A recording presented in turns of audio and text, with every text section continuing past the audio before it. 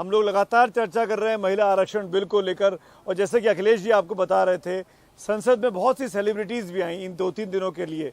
जब जब महिला आरक्षण बिल पर चर्चा चल रही थी, ऐसी एक सेलिब्रिटी हैं, हम सबके आंखों का तारा है, दीपा मलिक जी। हिंदुस्तान के लिए पैरालंपिक्स में पहली मेडल विनर हैं दीपा मलिक जी। कल लोकसभा में मौजूद थी जब लोकसभा में ये बिल पास हो रहा था। दीपा मलिक जी, स्वागत है आपका एनडीटीवी इंडिया पर। मैं सबसे पहले तो ये जानना चाहूँगा, आप लोकसभा में मौजूद थी, कैसा लगा आपको? नई संसद कैसी लगी? महिलाओं को आरक्षण मिल गया, और आप कैसे वहां पहुंची? जब से नई संसद की जो नई बिल्डिंग बनी है, जो हमारा नया संसद बना है, मेरा शुरू से यही विचार था कि क्या ये सुगम्य है या नहीं। और अपने खेल मंत्री हमारे आदरणीय अनुराग ठाकुर जी को जब भी हम मिलते थे, और जब से वो पैरा खेलों से जुड़े हैं और वो हम लोगों को बिल्कुल पॉलिसी में कहें या हमारे जो भी जितना भी हमारा आजकल फंडिंग प्रोग्राम है, जॉब अपॉर्चुनिटी है, कैश अवार्ड है, खेल मंत्रालय में बिल्कुल बराबर का एक हमको दर्जा दिया गया है पैरालंपिक खेलों में। तो मैं अक्सर जब भी मिलती थी यही कहती थी कि जो नया प्रांगण बन रहा है, क्या वो वाकई सुगम्य होगा। तो जैसे ही उसकी शुरुआत हुई और तो एक बुलावा उनकी तरफ से रहा कि दीपा, तुम्हें देखना था कि क्या ये वाकई सुगम्य है। और मेरे लिए खुशी का ठिकाना नहीं रहा कि वो भी ऐसा दिन जहाँ पे इतना जरूरी निर्णय चल रहा है।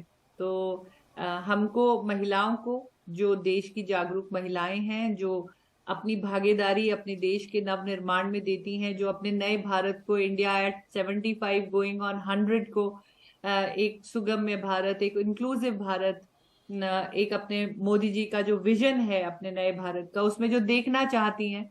तो एक निमंत्रण भी रहा और एक इच्छा भी रही, तो दोनों का समावेश रहा। दीपा जी, और पूरे नए संसद भवन में हमने देखा है कि दिव्यांगों के लिए खास तौर से वहाँ पर सुविधाएं उपलब्ध कराई गई हैं। लेकिन अगर महिला आरक्षण विधेयक की बात करें तो ये तो अब कानून बन रहा है, लेकिन 2029 से पहले लागू नहीं होगा, ये भी बात समझ में आ रही है। कांग्रेस और अन्य विपक्षी दल इसे एक बड़ा मुद्दा भी बना रहे हैं। बीजेपी कह रही है कि जब तक प्रक्रियाएं पूरी नहीं होंगी, जाहिर सी बात है, कानून लागू नहीं हो सकता।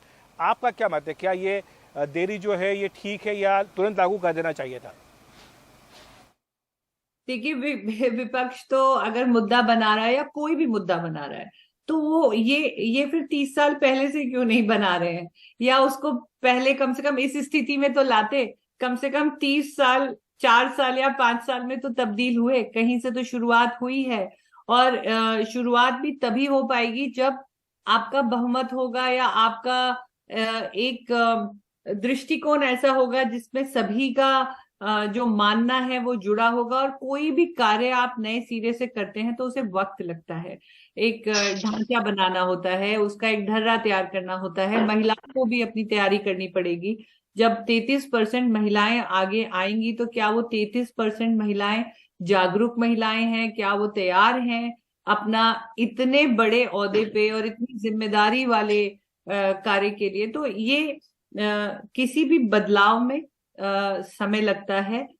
बदलाव की तैयारी अच्छी होनी चाहिए, और तैयारी इतनी सुंदर होने की जरूरत है कि जब कार्यभार महिलाएं इतने बड़े ओहदे का संभालें तो वो पूरी तैयारी से उतरे, वो जागरूक हों, वो अपनी पॉलिसीज के बारे में जानती हों, वो एक लीडरशिप रोल लेने के लिए अपनी रिस्पॉन्सिबिलिटी को समझने लगे।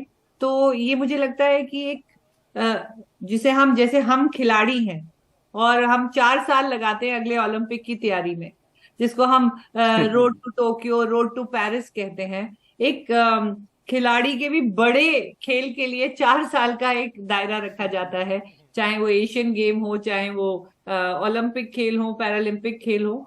तो जीत की तैयारी में मुझे लगता है 4 साल लग ही जाते हैं। एक चीज़ और जानना चाहेंगे आपसे चलते चलते। हालांकि सभी पार्टियों ने एक साथ वोट किया है, बिल का पास होना बिल्कुल बहुत आसान है, लेकिन श्रेय लेने की कोशिश भी चल रही है। कांग्रेस कह रही है कि बिल हम लेकर आए थे, राजीव गांधी के समय की बात है। बीजेपी कह रही है कि नरेंद्र मोदी जी का सपना है ये। आपके हिसाब से श्रेय किसको जाता है और क्यों? देखिए, मैं एक खिलाड़ी हूं और मुझे लगता है कि जब एक मेडल बनता है तो वो कभी खिलाड़ी का नहीं होता है, उसमें सबका टीम वर्क जुड़ता है। प्रयत्न बहुत सालों से चल रहा था एक बच्चा जब नन्हा अपनी पाठशाला से निकलता है और फिर कॉलेज में आता है, फिर किसी नेशनल स्पोर्टिंग प्रोग्राम में आकर किसी अंतर्राष्ट्रीय कोच से भी ट्रेनिंग लेता है, लेकिन मुद्दा ये है कि उसको जीत की तैयारी कौन कराता है। छोटा छोटा योगदान सबका हर पल पे रहता है, लेकिन यथार्थ में, सच्चाई में उसको तब्दील कौन कराता है। तो आज तक क्यों नहीं ये सच्चाई में तब्दील हुआ, क्यों ये 30 साल से बस चलता ही रहा। तो उसमें शायद वो कहते हैं जो आखिरी धक्का है, जो एक बिल्कुल जिसे एक विल कहते हैं, एक स्ट्रॉन्ग प्रण जिसे कहते हैं, कि एकदम से अगर नई शुरुआत हुई है और नया पार्लियामेंट है और नया सत्र है तो उसमें स्पेशल बुलाकर और महिलाओं की ओर इतना जागरूक होकर काम करना। तो मैं तो धन्यवाद दूंगी आदरणीय प्रधानमंत्री का कि उन्होंने इसको बहुत बलपूर्वक आगे बढ़ाया। जो कमी पुराने सालों में रही उसकी खाना पूर्ति करते हुए कम से कम इसको सच्चाई में तो तब्दील किया। हम महिलाओं के लिए 33% आरक्षण एक बहुत कीमती और बहुत ही सुखदायक एक अनुभव है कि अब महिलाएं भी अपनी आवाज जो कहते हैं पॉलिसी मेकिंग में या बड़े डिसीजन मेकिंग में और अपने दायित्व के साथ महिलाएं भी आती, क्योंकि महिलाओं ने कभी भी जब भी उन पे जिम्मेदारी दी है वो कभी पीछे नहीं हटी। चाहे आप खेलों के मैदान में देखिए, जब जब उनको अवसर दिया गया है वो अपने रोल में अपने सबसे बेहतर कदम को उन्होंने आगे रखा है। इतिहास भी गवाह है। आप जब भी इतिहास में देखिए, जब भी एक महिला को आपने दायित्व संभाला है, राजपाट संभाला है, चाहे लड़ाई का मैदान हो, चाहे स्वतंत्रता संग्राम की लड़ाई हो, महिलाओं ने अपनी कमर हमेशा कसी है और 100% से ज्यादा दिया है। सिर्फ मात्र एक अवसर की उनको देरी होती है। चलिए, बहुत बहुत शुक्रिया दीपा जी आपका हमसे जुड़ने के लिए, बहुत बहुत धन्यवाद।